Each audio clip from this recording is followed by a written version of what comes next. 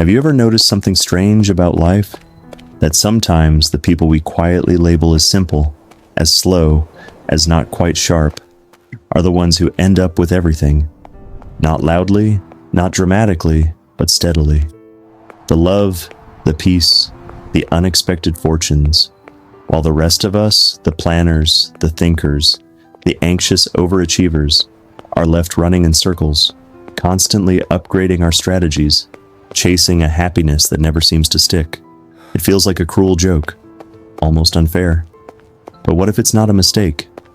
What if the people we call dumb have a secret psychological advantage that the modern world refuses to acknowledge? To understand this, we don't look to a textbook or a motivational seminar. We look to a man sitting on a bench in Savannah, Georgia. Forrest Gump. Psychologically, Forrest is a fascinating creature. He exists outside the system. His IQ is a number on a chart, but his mind operates on a different frequency entirely. One untouched by anxiety-driven ambition. He doesn't receive the memos the rest of us spend our lives obsessing over. The memos about status, about scarcity, about how you have to be better, sharper, and more cunning than the person next to you just to be safe. He never got that memo. And because he didn't, he never learned to play the game. So the game couldn't beat him. Now let's be very clear. When we talk about dumb people in this sense, we are not talking about ignorance or malice. We are not talking about cruelty or foolishness. We are talking about a psychological simplicity, an innocence, a mind that isn't cluttered with the constant, exhausting calculus of social competition. These are people who don't plot 5 moves ahead, who don't hold grudges as a form of identity, who don't lie awake at night rehearsing conversations where they finally win. They are, in a profound sense, non-combatants in the invisible wars we are all fighting every single day. Wars no one officially declared. And here's their psychology, their silent superpower. They don't overthink. When life says run, they run. Not to escape something, not to prove anything, not to beat someone to a finish line, but simply because that is what they decided to do. There is no second guessing, no existential crisis about the meaning of the run. There is just the running. They don't compare. Forrest never looked at Lieutenant Dan and thought, I should have his medals. He never looked at Jenny and thought, she's too chaotic for my life plan.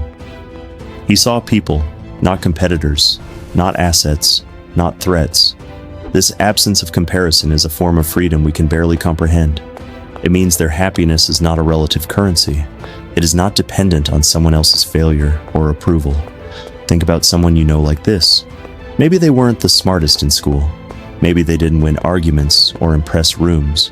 Maybe teachers underestimated them and peers talked over them. But somehow, years later, they sleep better than you.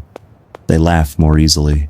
They seem lighter in a way that can't be faked, not because life was kinder to them, but because their mind was never busy keeping score. While others were trying to be impressive, they were simply present. And presence, quietly, compounds over time. They don't compete in games where no one explained the rules. The smart, anxious mind is always playing chess on a board that keeps changing shape. We are trying to outmaneuver colleagues, outsmart friends, and outperform ghosts from our past. We want to win, and too often, we believe winning means someone else must lose. The simple mind doesn't enter that tournament. They are on their own path, moving at their own pace, and thus, they are immune to the envy, the bitterness, the schadenfreude that drains so much of our creative energy. They don't chase validation because they never learned that their worth was something that needed to be voted on by a committee of strangers. Forrest Gump is the ultimate case study. Think about it. He becomes a football star not because he strategizes to be one, but because when he is scared, he runs fast, and someone points him at a field. He becomes a war hero not out of a desire for glory, but because his simple loyalty, I gotta find Bubba, leads him to act with a courage that is pure and unrehearsed. He becomes a millionaire because Lieutenant Dan invests in some kind of fruit company, and Forrest, without a shred of doubt or greed, just says, okay. He doesn't win because he's smart. He wins because he is free. free from the mental noise, the paranoid calculations, the self-sabotaging need to look clever. His mind is a quiet room, and in that quiet, he can hear the faint, clear instructions of life itself. Here is the line most people miss.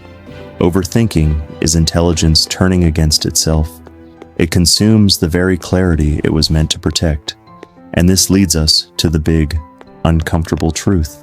Life, in its raw mechanics, does not necessarily reward the highest IQ. It rewards clarity. It rewards consistency. It rewards emotional stability. The river of life has a current, and the simple person just gets in the boat and starts rowing. The smart person stands on the bank for years, analyzing the water composition, judging the other boats, terrified of going the wrong way, building a better boat in their mind that never touches the water. Most people lose not because they are weak, but because they think too much. They are defeated by a shadow opponent their own brilliant mind created. So let's turn the camera around. Let's get painfully personal for a moment. How much of your own energy is spent trying to defeat people who aren't even fighting you? How many of your sleepless nights are devoted to overthinking a problem that would solve itself if you just took one simple, obvious action tomorrow morning? How often have you ignored your own peace, your own joy, because you were too busy calculating whether you deserved it more or less than someone else? We are architects of our own anxiety. We build labyrinths of thought and then wonder why we are lost. Maybe winning at life has nothing to do with intelligence as the world defines it.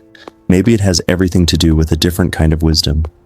The wisdom to do the next right thing, kindly. The wisdom to let go of stories that hurt you. The wisdom to be present in your own life instead of being a critic in the audience of it. Forrest Gump's bench is not just a movie prop. It's an invitation to sit down, to stop running in all the wrong directions, to listen instead of strategize, to be kind without an agenda, to move through the world without the desperate need to prove you are in first place. The people we quietly call dumb might just be the only ones who ever really figured it out. They are not ahead in the race. They are the only ones who realize there was never a race at all.